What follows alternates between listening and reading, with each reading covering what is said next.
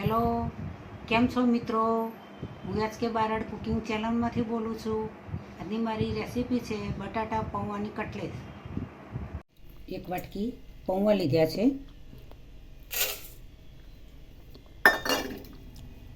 5 બટાટા છે. હવે પૌવાને ધોઈ નાખીશું. પૌવા આ રીતે ધોઈને તૈયાર કરી દીધા છે. હવે તેમાં થોડું પાણી એડ કરીશું, જેથી કરી પૌવા ફૂલીને તૈયાર થઈ જાય.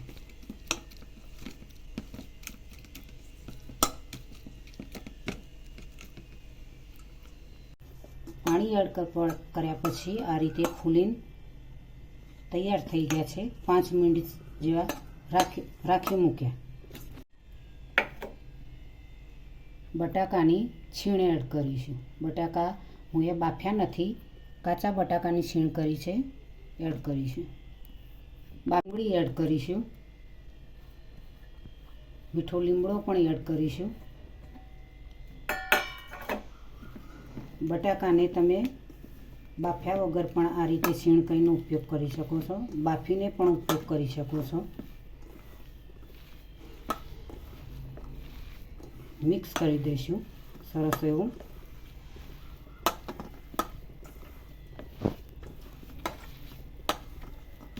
લોટ 2 ચમચી એડ કરીશું.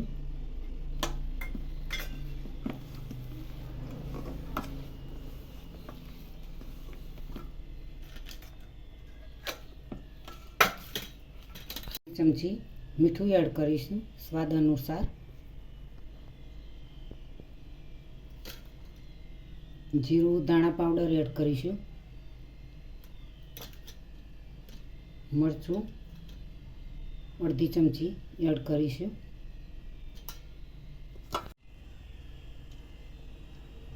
હળદર નોર્મલી એડ કરીશું, વધારે નહીં નાખું. ગરમ મસાલો એડ કરીશું. પાણી એડ કરીશું. મિશ્રણ બરાબર તૈયાર થઈ ગયું સરસ એવું. હવે તેને ગોળ બનાવીશું, કટલેસ બનાવીશું. આ રીતે ગોળ તમે બનાવી શકો. એના સિવાય હાર્ડ શેપમાં તમે પણ બનાવી શકો.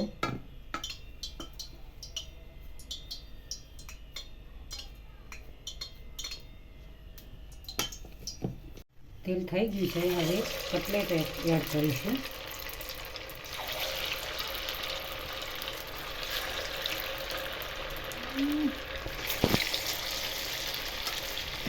મસ્ત મજાની કટલેસ બને છે.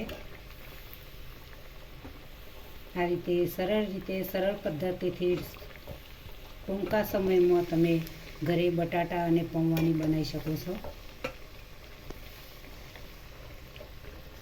પરફેક્ટ માપ હોય તો પરફેક્ટ રેસીપી બને છે.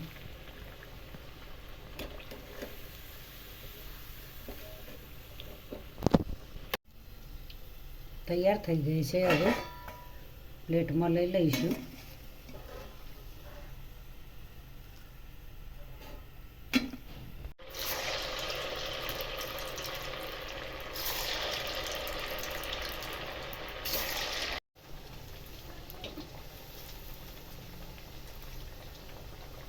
આ રીતે ફેરવતા રહેવું.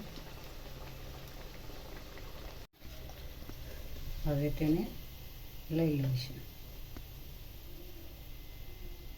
તેલ નીકળી જાય.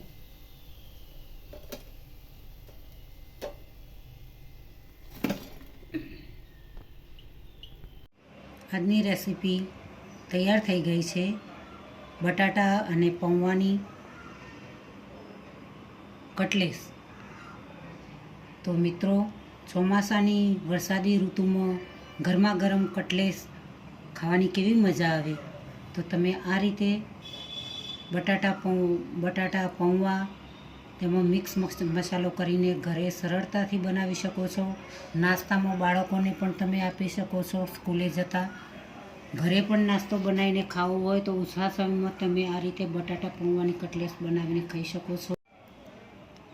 મિત્રો, આજની રેસીપી તમને જરૂરથી મારી ગમી હશે. તો જરૂરથી તમારા મિત્રો સુધી મારી રેસીપીને પહોંચતી કરજો. મારી ચેનલને સબસ્ક્રાઈબ કરજો, મારા વિડીયોને લાઈક કરજો, શેર કરજો, બને તો કમેન્ટ કરજો.